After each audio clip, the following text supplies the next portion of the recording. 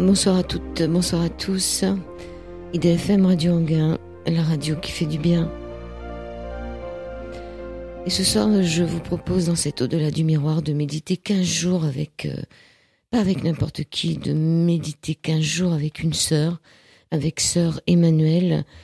C'est le livre qui est paru aux Nouvelles Cités avec Marlène Twininga. Bonsoir Marlène. Bonsoir. C'est comme ça qu'on dit Twininga? Oui, c'est comme ça qu'on dit. Alors vous êtes journaliste, vous avez longtemps été reporter à la Vie.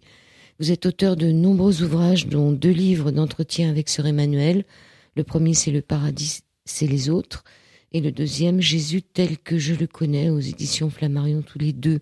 Et là, ce présent ouvrage, le dernier, méditer 15 jours avec sœur Emmanuelle, paraît, puisque c'est le 10e anniversaire de sa mort. Elle est morte le 20 octobre 2008. Pourquoi vous avez intitulé ça méditer 15 jours? Parce que la manière dont j'ai organisé ces 15 chapitres n'est pas tout à fait comme des autres livres de cette même collection qui s'appelait autrefois, enfin jusqu'à mon livre, Prier 15 jours avec. Mes chapitres, c'est plutôt de méditation à partir de sa propre vie, ce qu'elle a appris, ce qu'elle en retient. Donc, l'éditeur a décidé de changer le titre de la collection, et je pense que c'est très bien parce que le concept de méditer avec est plus large, plus ouvert que prier avec. Oui, parce que dans chaque chapitre, on s'y retrouve un peu dans notre propre vie. Vous l'avez connue, sœur Emmanuelle, hein, vous l'avez connue. Je l'ai très bien connue, oui. Je suis allée la voir à plusieurs reprises en Égypte, lorsqu'elle était dans un de ses bidonvilles. Elle en a fréquenté plusieurs. Après, je l'ai accompagnée pendant 10 jours ou 15 jours, je ne sais plus, pendant un voyage qu'elle avait fait en 1990, avant de quitter le Caire, parce que il y avait beaucoup de gens qui lui avaient fait parvenir des lettres disant « Ah, mais vous nous parlez toujours des pauvres dans le tiers-monde et dans les bidonvilles, mais sachez donc qu'il y a aussi des pauvres en France. Et vous n'en parlez pas du tout. » Alors, elle a demandé à son association, Asmae, de lui organiser une tournée des pauvres en France. Et j'étais donc journaliste, reporter à la Vie, et comme je la connaissais, l'association a accepté que je l'accompagne pendant ce voyage. Et puis ensuite, Flammarion m'a demandé de la contacter, ou plutôt moi j'ai proposé à Flammarion de faire un livre avec elle, et je suis allée la voir. Donc plus tard, les 2 livres datent de 95 et de 96. Je suis allée la voir dans sa maison de retraite dans le Var, et j'ai passé chaque fois une dizaine de jours avec elle, en interrogeant, en essayant de savoir ce qu'on allait écrire toutes les 2 ensemble. Alors justement, dans Méditer 15 jours avec sœur Emmanuelle, vous parlez de votre première rencontre. C'est son regard qui vous a frappé. Oui, son regard, mais surtout, oui, la manière dont elle s'adresse à quelqu'un qui est en face d'elle. J'ai rarement rencontré avant, et même depuis, quelqu'un qui avait une telle capacité d'être complètement présent dans le moment même et la personne qui était devant elle. Elle avait un regard très très aigu et en même temps très très respectueux, très aimant face à la personne avec laquelle elle parlait. Et elle ne se laissait pas distraire. Elle continuait à parler avec cette personne, et c'est très rare parce qu'il y a beaucoup de gens qui papillonnent un petit peu, qui se laissent distraire facilement. Elle, c'était pas le cas, quoi. Alors, on va quand même rappeler qui elle était. Elle s'appelait Madeleine Cinquin. Oui. Elle était née le 16 novembre 1908 à Bruxelles, d'un père français et d'une mère belge. Elle était belge. Oui, elle était franco-belge. Franco-belge. Oui, elle était plus française que belge, en fait. Elle a son premier grand chagrin, c'est son père qui meurt noyé quand elle a 6 ans. Oui. Et à l'époque, pour les jeunes filles de bonne famille, ils n'avaient pas tellement le choix. C'était ou le mariage ou le couvent. C'était pas une femme, quand elle était jeune, qui était prude. Enfin, elle a eu des amoureux, ou tout du moins peut-être. Oui. Elle aimait beaucoup la gente masculine. D'ailleurs, elle le reconnaissait. Elle était un peu volage. Et puis, avant d'être une jeune fille volage, elle a été une gamine insupportable. Elle a reconnu elle-même, quoi. Elle protestait, elle contestait, enfin, elle était toujours un peu en opposition, quoi. Mais en même temps, elle a reconnu après, elle a été entourée d'un très grand amour par sa mère, et elle avait le souvenir de l'amour de son père. Donc, elle a toujours dit que finalement, ce qui l'avait lancé dans la vie, c'était l'amour de ses parents, quoi. On reviendra sur cet amour, justement. C'est un de vos jours de méditation, un peu plus loin dans le livre. Donc, elle prononce ses vœux en 1931. Elle se fait appeler Emmanuel, qui veut dire Dieu est avec nous. Ouais. Et elle part à Istanbul, dans un collège de jeunes filles de bonne famille, où en 1955. Oui. Elle était partie là-bas parce que dès le départ, et non pas comme on commence à l'écrire un peu partout à l'âge de 62 ans, elle a eu cette volonté de vivre avec les pauvres. Pour elle, les pauvres, c'était vraiment ce qu'avait fait Jésus. Je l'ai très souvent entendu parler de ça. Un jour, j'avais accompagné dans une ville bretonne, et pendant ce périple dont je vous parlais, et on était reçus à déjeuner dans la paroisse du centre-ville, parce qu'elle avait fait une conférence avant, devant des enfants d'ailleurs. Et alors, elle se lève, elle dit: mes pères, dites-moi, est-ce que vous avez des pauvres dans votre paroisse?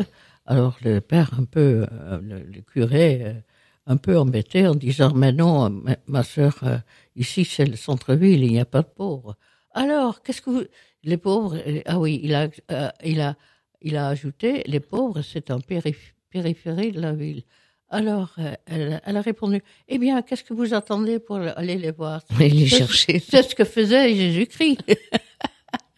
Alors donc, cette obsession, je dirais presque, qu'elle avait d'aller toujours avec les pauvres, on lui avait proposé, quand elle a prononcé ses vœux, de faire des études, parce qu'elle était plutôt brillante. Elle avait déjà fait des humanités, comme on disait dans le temps, à Bruxelles, et elle a dit non, je veux vivre avec les pauvres. Alors donc on l'a envoyée à Istanbul, et à Istanbul, ce collège de la congrégation dans laquelle elle était entrée, Notre-Dame de Sion, était spécialisé dans l'accueil des jeunes filles de bonne famille qui étaient musulmanes, qui étaient juives, il y avait très peu de chrétiennes orthodoxes très souvent. Les chrétiens qui y avaient, c'était des orthodoxes. Donc, mais comme chaque collège de cette congrégation, à cette époque-là, il y avait une petite école pour les enfants pauvres, les enfants du personnel, etc., et des environs. Elle a demandé à aller là-dedans. Et elle a été très heureuse. Elle dansait et chantait avec les enfants. Ceux qui étaient chrétiens les amenaient à la messe, etc., etc.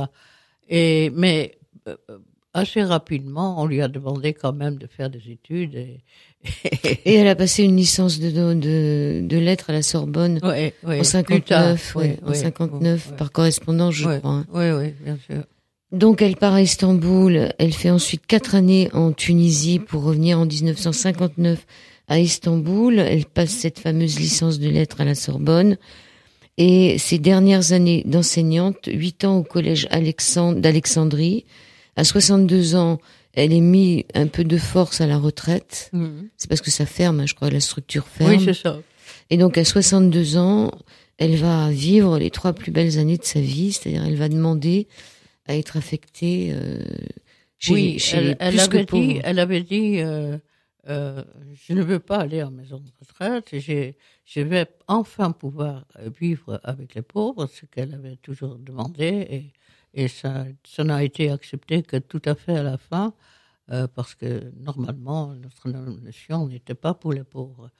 Eh bien, quand elle a demandé, bien sûr, parce qu'elle était très, très obéissante, elle était très fidèle à sa congrégation, elle a demandé l'autorisation et elle a vu l'administrateur apostolique catholique par l'intermédiaire de sa supérieure qui lui a dit, elle a demandé où sont les pauvres ici, et il a dit, mais les plus pauvres, ce sont les lépreux. Les lépreux, alors, elle avait lu, quand elle était petite fille, des bouquins sur des prêtres, des missionnaires qui travaillaient avec les lépreux. Elle a dit, mais je veux aller là-bas. Et donc, elle y est allée, mais manque de peau, c'était en terrain militaire. Donc, elle n'a pas eu le droit de s'y installer. Alors, donc, elle a revu l'administrateur apostolique et elle a demandé, mais il doit y avoir d'autres pauvres avec lesquels je pourrais peut-être vivre et faire quelque chose d'utile.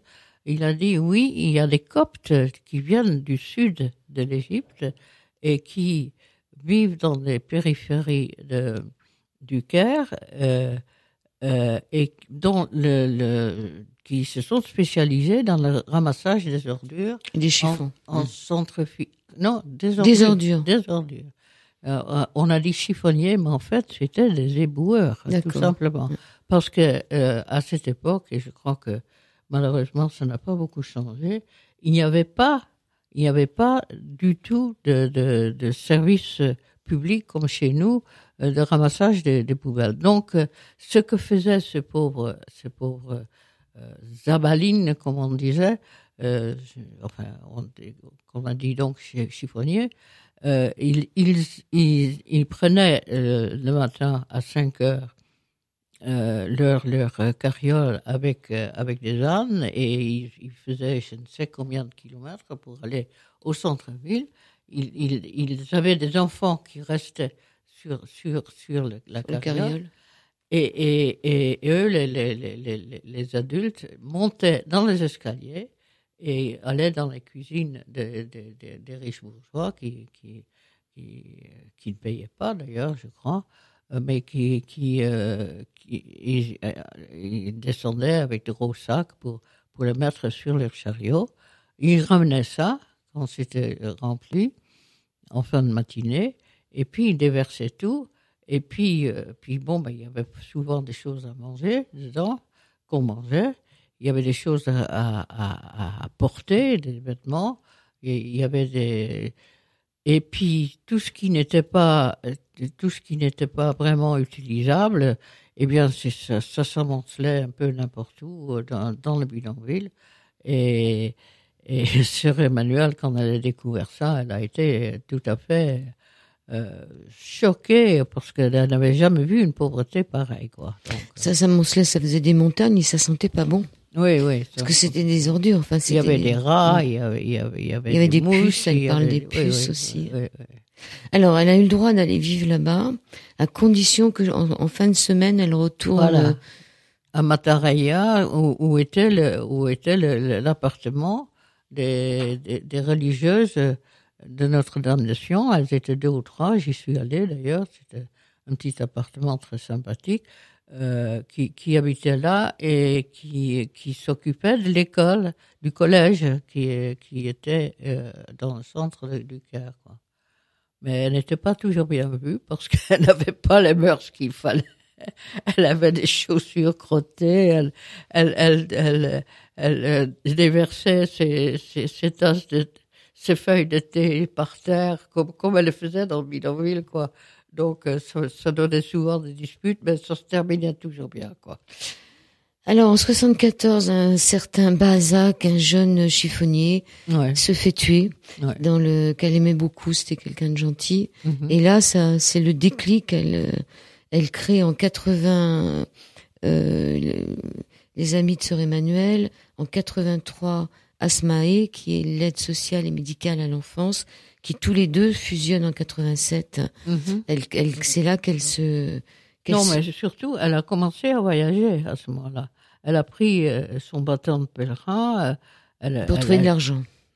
Pour chercher de l'argent. Oui. Alors, elle a traversé le monde entier. Elle est allée aux États-Unis, elle a fait plusieurs pays d'Europe, mais surtout la France, bien sûr. Et elle a commencé à faire des conférences avec un succès absolument incroyable. Les gens donnaient de l'argent très généreusement et parce qu'elle était vraiment douée pour parler de ces pauvres. Et puis aussi, elle savait très bien pour donner un peu de mauvaise conscience à tous ceux qui mangeaient comme il faut et qui avaient les moyens de vivre correctement. Alors en 1992, si j'ai bien calculé, elle a quand même déjà 84 ans. Là, ça devient les débuts de la gloire puisqu'elle passe à la télé avec la marche du siècle de Jean-Marie Cavana. Oui, j'y étais, ouais. J'ai participé à cette émission. Elle a déjà 84 ans quand même. Hein. Oui. C'était en 90. Oui. 92. Ah oui, 92. Oui. Et donc là, c'est un peu la gloire. Oui, il y avait eu avant une émission sur Radio Luxembourg qui l'avait fait connaître aussi. Et elle avait fait un malheur, comme on dit, avec son franc-parler, sa manière très directe de s'adresser aux gens. Tout le monde, les gens se disputaient pour la part, quoi. À 85 ans, en 1993, elle retourne à la maison de retraite de Notre-Dame de Sion, à Calian dans le Var, et elle meurt quelques jours avant sa 100e année. Ouais. Et là, si vous l'expliquez dans votre livre, elle n'a pas peur de la mort, elle a peur de la vieillesse. Elle n'aime pas être dépendante. Oui, les dernières années, elle est tombée malade à 97 ans, je crois. Et donc, elle a eu un appareil pour respirer, etc. Et là, elle a été assez malheureuse. Mais elle avait toujours gardé la foi, l'optimisme, l'humour aussi. Et ses yeux. Oui. Ses yeux. On va peut-être faire la première pause musicale. Ensuite, on va un peu aller voir ce qui se passe dans votre livre « Méditer 15 jours avec Sœur Emmanuel », aborder quelques chapitres au moins. Là, on va entendre Calogero qui chante Yala. Yala. Yala, Yala. C'est parti. Calogero, Yala sur l'antenne d'IDFM sur le 98 de la bande FM dans cette deuxième partie d'Au-delà du miroir sur l'antenne de Radio Anguin. Nous sommes toujours avec Marlène Twing-Ninga. Yala, allons-y Marlène. On y va. Alors le premier chapitre de votre méditation, c'est la rupture comme programme. Alors il y a des passages des livres de Sœur Emmanuel, de Confession d'une religieuse, des citations de Jésus tel que je le connais, de mon testament spirituel, de Le paradis et les autres, de Richesse de la pauvreté et de Yala en avant les jeunes. Donc ça, c'est un passage de Confession d'une religieuse. Elle dit: je l'entends encore, cette voix. En un éclair, la mer venait d'engloutir mon bonheur d'enfant. Donc la rupture comme programme, ça a été la mort de son père. Oui, la rupture comme programme parce que la mort de son père l'a énormément affectée. Mais elle avait, comme elle était une enfant rebelle, elle ne voulait pas en parler. Elle pleurait en cachette. Elle ne parlait pas de son père. Mais elle a compris là que ce qu'elle voulait, c'était un amour absolu, non pas un amour humain, parce que ça pouvait disparaître du jour au lendemain, mais un amour tout à fait éternel en fait. Et c'est ça la rupture. Sa sœur aînée, Marie-Lou, s'est mariée très vite. Et la mère de Sœur Emmanuel a essayé à un moment donné de lui faire connaître des jeunes gens tout à fait nubiles, pour ainsi dire. Et elle ne marchait pas. Elle a dit, mais je suis pas faite pour ça. Elle a aimé un homme dans sa vie, elle le dit quand même. Oui. Elle dit qu'elle a aimé un homme dans sa vie. En dehors du Christ. Hein. Oui. Non, mais elle n'a jamais voulu se marier. Elle s'est pas mariée, mais elle a quand même été... Elle a eu de l'amour pour un homme terrestre. Oui, mais elle a eu des amourettes, mais personnellement, je trouve qu'elle a beaucoup exagéré ça, parce que elle a ressenti beaucoup de culpabilité par rapport à ça, par rapport à son corps et tout ça. Et je pense qu'aujourd'hui, on n'en ferait pas un drame comme elle a fait, quoi. Pour moi, c'est vraiment des réactions de jeunes filles tout à fait normales, et il n'y a pas de quoi fouetter ça, quoi. Mm. Donc la rupture comme programme, elle dit aussi un peu plus tard, elle dit j'aimais beaucoup m'amuser, donc c'est ce que vous disiez dans les années qui ont précédé mon entrée au couvent en 1929, j'aimais beaucoup les garçons aussi pour aller au théâtre, etc. Et elle dit, comme dit André Gide, chaque instant de notre vie est essentiellement irremplaçable, sache parfois t'y concentrer uniquement, mais, ajoute-t-elle aussitôt, l'instant d'après, ou l'heure, le jour d'après, le plaisir est fini, c'était comme de l'écume, c'est beau et ça laisse de l'eau salée dans la bouche. L'écume et l'eau salée dans la bouche, je pense que c'est pour son père aussi qu'elle dit ça. Oui, bien sûr, tout à fait. Oui. Elle était poétesse. Hein. Ça, c'est le premier chapitre sur la rupture. Mais il faut 15 jours pour lui. Oui, non, mais on va essayer d'avancer un peu. À la fin de ce premier chapitre, au plus secret, chacun reste assoiffé. Il y a dans l'être comme une béance. Chercher à la masquer serait une tentative vaine. La ligne de partage se situe entre ceux qui tentent de la combler en accaparant pour soi et ceux qui font de cette béance une occasion de sortir de soi. Or, la première démarche est une impasse, elle ne mène jamais à la paix. La seconde voie, au contraire, est la seule qui permette à chacun de dévoiler, de réaliser et d'épanouir son identité. Elle a connu cette béance. Cette béance, c'est le manque, c'est son père qui s'en va, c'est ça. Hein. Oui.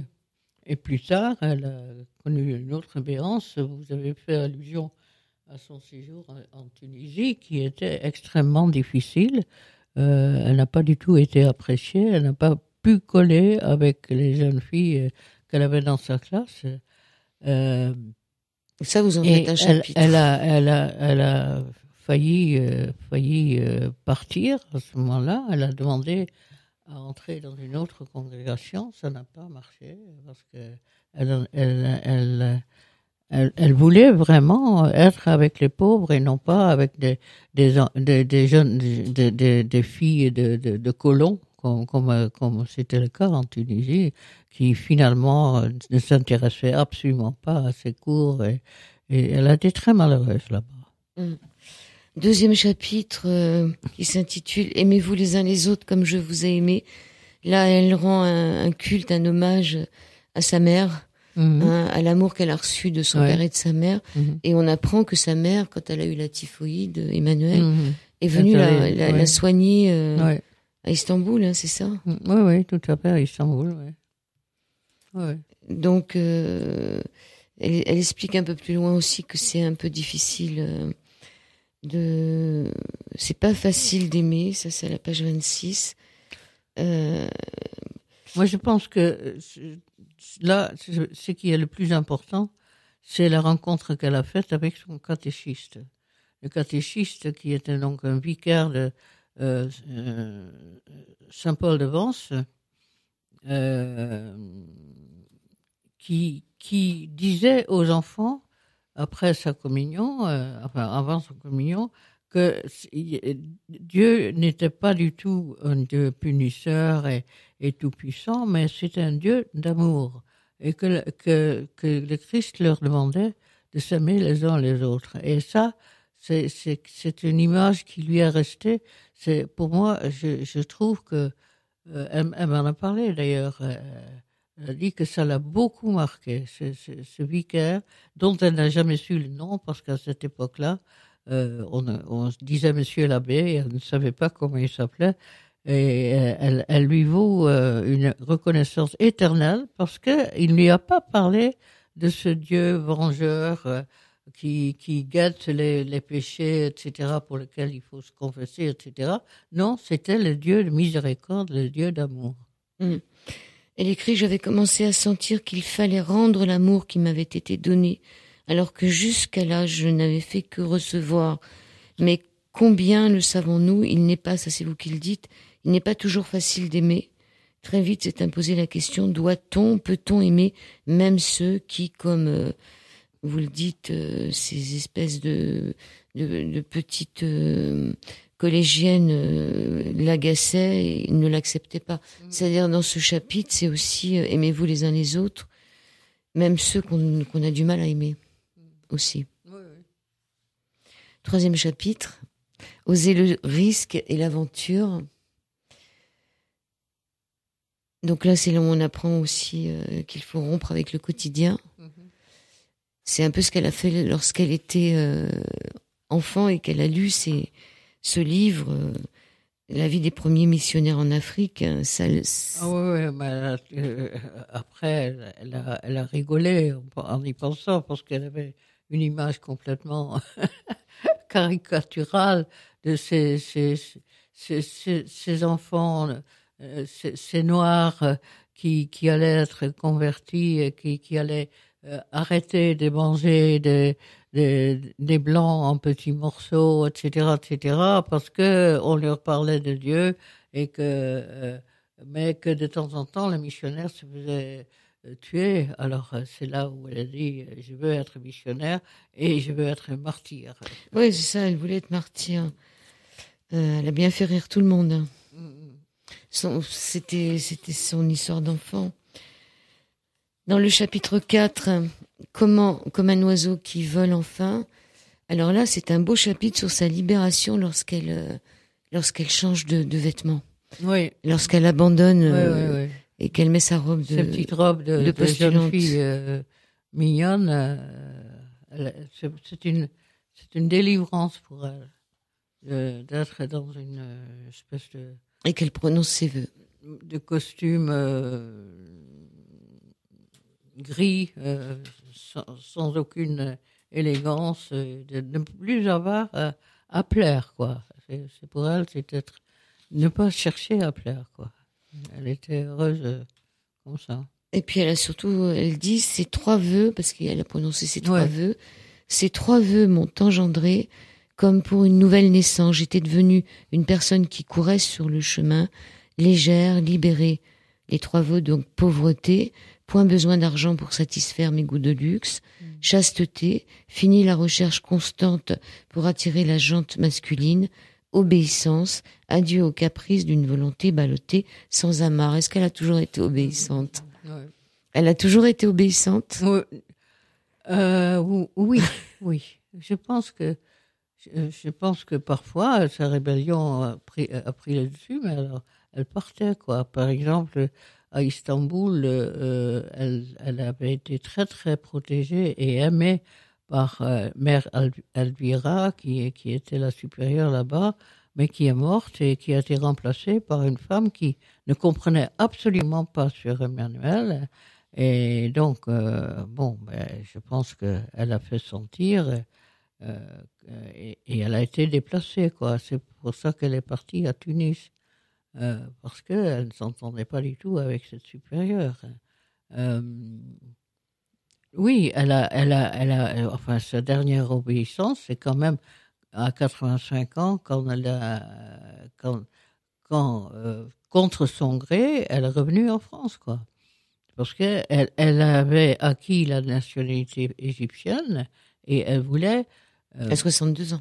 Mourir en Égypte. Ah oui, non, à 85 ans. Elle voulait mourir en Égypte. D'ailleurs, dans ma longue carrière de journaliste, d'abord pour les informations catholiques internationales est devenue plus tard l'actualité religieuse dans le monde, j'ai rencontré énormément de religieuses qui missionnaires, qui sont restés dans le pays, qui ont voulu, alors que les hommes, souvent les religieux et les prêtres, reviennent en France, dans une maison de retraite ou dans la famille, les religieuses, j'en ai rencontré énormément, très vieilles, qui avaient voulu rester dans le milieu, qui avait voulu rester mourir là-bas. Ah oui, oui, tout à fait. Mais comment ça se fait qu'on lui a pas laissé le choix? Mais on n'a pas voulu.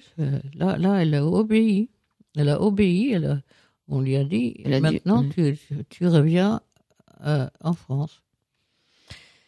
Alors, le 5e jour, la révolte au nom des pauvres, l'indifférence des riches face à l'existence des pauvres et le péché du monde. Ouais. C'est ce qu'elle disait. Oui. C'est beaucoup battu pour elle. Elle avait un sens de la justice très, très poussé. Je pense que plus elle allait, plus elle voyait l'injustice autour d'elle, plus elle était en révolte. Et elle a souvent, d'ailleurs, elle a reconnu dans son dernier livre, Confession d'une religieuse, que souvent elle engueulait carrément les riches en disant que c'était scandaleux d'être si riche et que c'est pas parce qu'ils donnaient un peu d'argent qu'ils allaient pouvoir s'en sortir. Elle s'en est voulu après. Oui, parce qu'après elle dit que les riches finalement sont des créatures de Dieu aussi. Oui, c'est ça. Oui. Non, parce que c'était fidèle à son credo qui disait, c'est très belle expression d'un poète persan qui disait fends le cœur de l'homme et tu trouveras le soleil. Elle a dit que même les méchants, il y a toujours quelque chose de bien. Il suffit de le rechercher et de faire en sorte qu'il l'exprime. Faudrait mieux dire richesse de la pauvreté. Peut-être l'expression richesse des pauvres serait-elle plus juste. On a souvent reproché à sœur Emmanuelle d'aimer la pauvreté et d'en avoir fait son fonds de commerce. Elle répondait invariablement « Non, je n'aime pas la pauvreté, j'aime les pauvres. » Et j'essaye de les aider à sortir de la pauvreté. Oui, exactement. C'était son objectif, de sortir les gens de la pauvreté, quoi. Mais elle trouvait en même temps que les pauvres, parce que il y a pas de faire valoir, il n'y a pas la plupart du temps d'arrogance et de cynisme, etc., et de faire semblant aussi que les pauvres étaient finalement plus proches de Dieu que les riches, quoi. Et elle a cette jolie phrase, elle dit, parce que, a-t-elle expliqué plus tard, les pauvres sont parfois menteurs, voleurs, criminels, assassins même. Ils ne sont jamais hypocrites. Voilà, exactement. Ouais. Ça fait réfléchir. Ouais. On va méditer là-dessus. Qu'est-ce qu'on fait? On fait la deuxième pause. Alors, on entend sa voix, c'est très, très, très, très court, hein, puisque c'est une partie de quelqu'un qui l'a interviewé quelques temps avant sa mort. Donc la voix est pas parfaite parce qu'elle avait un tuyau dans le nez, mais justement elle parle des pauvres. Donc on va l'écouter, ça dure un peu plus d'1 minute. Quand vous regardez aujourd'hui le monde dans lequel nous vivons, vous qui l'avez parcouru sur une bonne centaine d'années, aujourd'hui, quel est le regard que vous avez? C'est un regard triste. Il y a trop de violence, il y a trop de pauvres, il y a trop d'enfants victimes. Ça me préoccupe parce que je sens mon impuissance. Je ne fais bien qu'une chose, que de prier pour eux, mais il faut que l'homme fasse des efforts. C'est ça le problème. C'est un problème qui est terrible quand on voit tout ce qui se passe dans le monde. Qu'est-ce que vous avez envie de dire, justement, à ceux qui font ce monde? J'ai envie de leur dire d'aimer un peu les autres, de ne pas tellement penser à leur propre intérêt, et de savoir que les autres aussi ont un intérêt. C'est ça qui serait passionnant pour eux. Mais ils ne le font pas. Juste avant de se quitter, qu'est-ce qu'on peut vous souhaiter, là, maintenant? Ça va très bien. Je suis très heureuse. Je suis comblée. Je sais que Dieu m'aime. J'essaie de lui rendre son amour.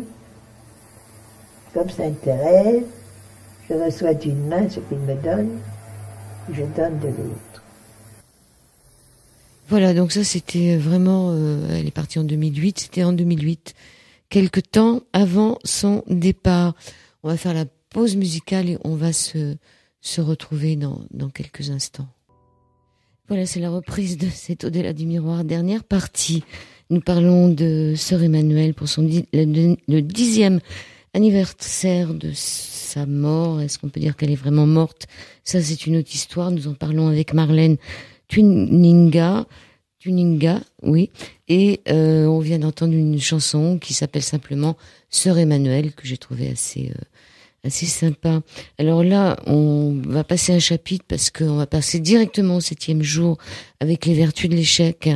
Et c'est le passage où elle dit moi qui jusqu'à là avais été victorieuse dans tous mes combats, contre moi-même et contre ceux qui ne voulaient pas que j'entre au couvent, moi qui tout doucement pensais que mon vitrail de saint était en train de prendre forme et qui commençais à croire à la réussite de ma vie, moi qui me croyais une maîtresse femme, voilà que tout à coup je m'aperçois que je n'étais plus maîtresse de rien du tout.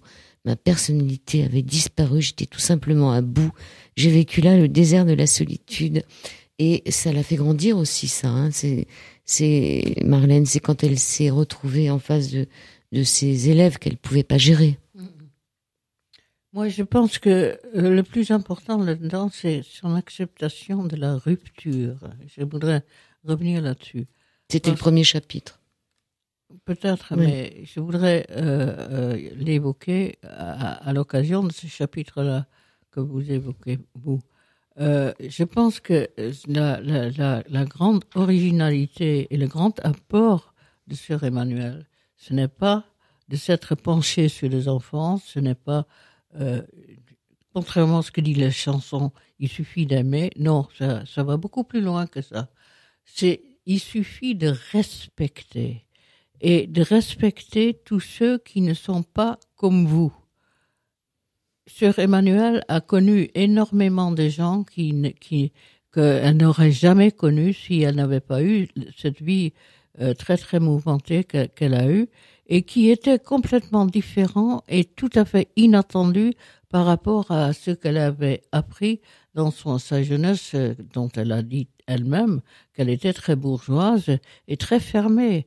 Et ce que tout le monde lui a appris, par exemple, les musulmans dont elle a dit que souvent les musulmans qu'elle a rencontrés étaient plus intègres, plus honnêtes, etc., que bien des chrétiens qu'elle connaissait, elle a dû mettre en question toutes ces idées de départ parce qu'elle a rencontré des autres. Et je tiens beaucoup un chapitre plus loin. Excusez-moi de casser un peu peut-être votre séquence, mais les autres vraiment autres. C'est-à-dire, contrairement à l'individualisme et au chacun pour soi dans lequel nous vivons, se laisser bousculer par les autres qui sont complètement différents de vous, parce que Jésus-Christ a aimé tout le monde, la Samaritaine, le Vaurien, le Pharisien, etc., etc. Et elle a appliqué ça. Et on ne peut pas toujours aimer, mais il faut au moins respecter. Et ça, c'est la grande leçon que j'ai reçue d'elle, c'est que il y a quelque chose de formidable chez tous les êtres, qu'ils soient noirs, qu'ils soient homo, qu'ils soient toxicomanes. Elle a été très très impressionnée, par exemple, par les travestis, par les toxicomanes, par les prostituées, etc., etc. Et toujours, elle a respecté ces gens-là. Et c'est ça qui est formidable. Et ça, c'était votre chapitre numéro 6 qui s'appelle Les autres, vraiment les autres. Ouais. Elle ne dit pas que l'enfer c'est les autres, comme dirait je ne sais qui, Sartre, je crois. mais que l'enfer, que les autres sont le paradis quelque part. Et elle ne voulait pas préparer les jeunes musulmans au baptême dans les bidonvilles du Caire. Non. Ouais, elle les laissait. Parce qu'elle Important. savait qu'ils auraient des problèmes dans leur famille et dans leur entourage, et que donc elle ne voulait pas prendre cette responsabilité. Il nous reste peu de temps, donc on va passer le chapitre 9. Le chapitre 10, c'est défendre et sauver les enfants. Elle parle qu'elle aidait à accoucher les enfants, elle faisait de la maïotique. L'importance de l'éducation des enfants, c'était très important. Pour elle, l'homme, enfin, je ne sais plus exactement l'expression, mais l'homme est en germe dans le bébé, quoi. C'est les premières années de la vie, pour elle, sont très très importantes parce que c'est là où on va, où l'enjeu est ce qui va devenir par la suite. Elle a toujours dit que elle comprenait, par exemple, des criminels et des gens méchants, comme elle en a rencontré beaucoup, parce que probablement ils n'avaient pas été aimés en tant qu'enfants, quoi. Ils ne pouvaient pas donner de l'amour parce qu'ils n'en avaient pas reçu. Oui, d'ailleurs, elle dit que ça doit être difficile de pouvoir aimer quand on n'a pas reçu d'amour. C'est difficile de donner. Oui. Alors sur la maïotique, elle dit, c'est une très jolie phrase qui dit l'enseignant doit aider l'élève à accoucher des potentialités qu'il porte en lui. Oui, c'est ça. Oui. C'est vraiment une bonne chose. Elle a créé beaucoup d'écoles. Hein. L'éducation maïotique. La maïotique, oui. Alors, la phrase que vous cherchiez tout à l'heure, elle dit « J'ai d'abord approfondi la vérité de cette parole. Dieu a besoin des hommes pour réparer ce que font d'autres hommes. » C'est pas la phrase que vous cherchiez. Sur cette terre où nous avons été créés libres, les uns détruisent, artisans de mort, les autres rebâtissent, artisans de vie. Fort et qui abat, plus fort et qui relève. J'ai rencontré des êtres qui rendent vigueur, corps et esprit à des milliers d'enfants, font repousser la chair sur les squelettes, offrent la sérénité à ceux qui marchaient vers la mort, ils ont extrait de l'abîme des adolescents en voie de débauche. Donc, elle dit aussi qu'elle a été la mère de milliers d'enfants. Ça, c'est joli, parce que comme elle n'a pas enfanté elle-même. Oui, parce que la question qu'on pose souvent aux religieuses, c'est « Ah, enfin, vous êtes religieuse, à la limite, on veut bien croire que vous passez des hommes, mais est-ce que la maternité ne vous manque pas ?»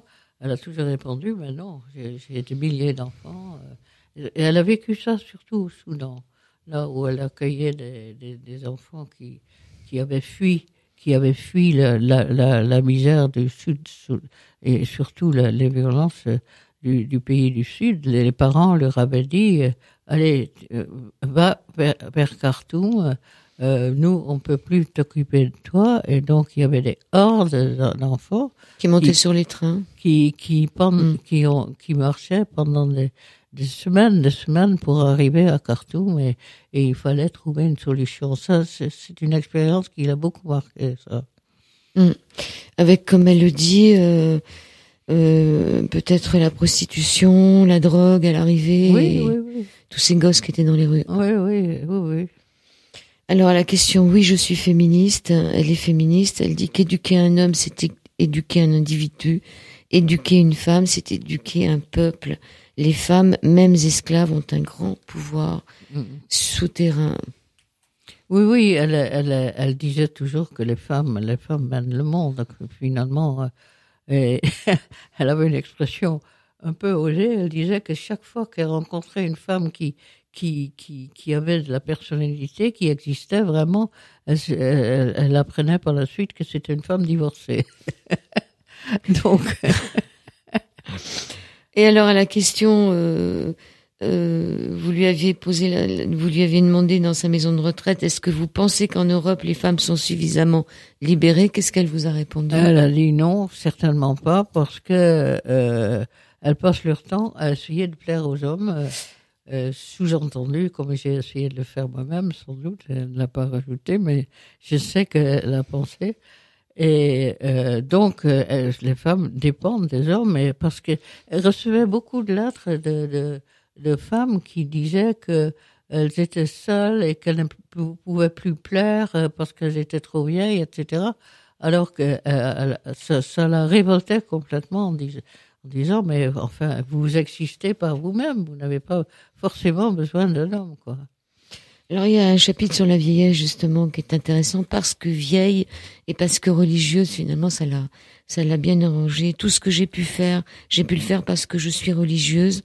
D'abord parce que pour moi le choix de me faire religieuse avait signifié opter pour l'absolu à travers l'amour des autres, et c'est sans doute la même chose, choisir d'aimer les autres pour donner la priorité à l'absolu.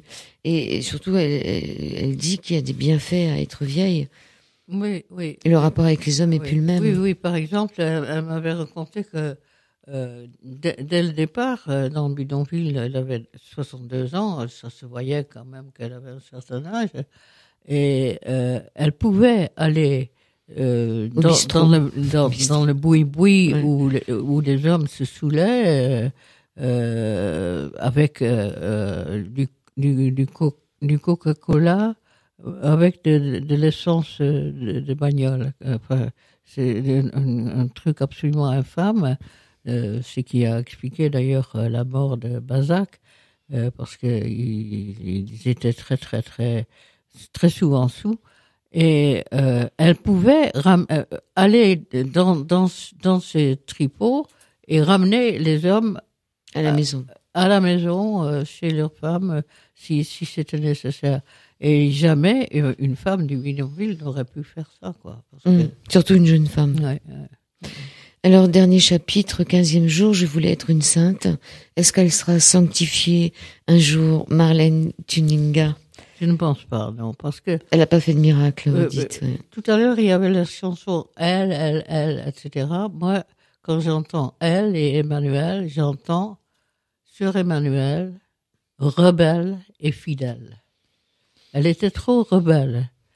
Elle était vraiment, elle se mettait toujours du côté des gens, qu'ils soient chrétiens ou pas. Et puis elle n'a pas fait de miracle. Le miracle tel qu'on le demande, il faut au moins un miracle. Elle n'a pas ressuscité un mort, elle n'a pas... Non, mais elle avait complètement renoncé à cette idée de sainteté.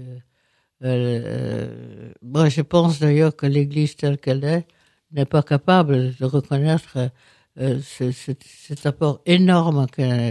D'ailleurs, la preuve, c'est que les journaux aujourd'hui parlent d'elle uniquement sous l'angle anecdotique et charitable et n'évoquent absolument pas ce que j'ai essayé d'évoquer dans ce livre, c'est-à-dire cet énorme exemple, cette force de personnalité basée sur l'amour des autres.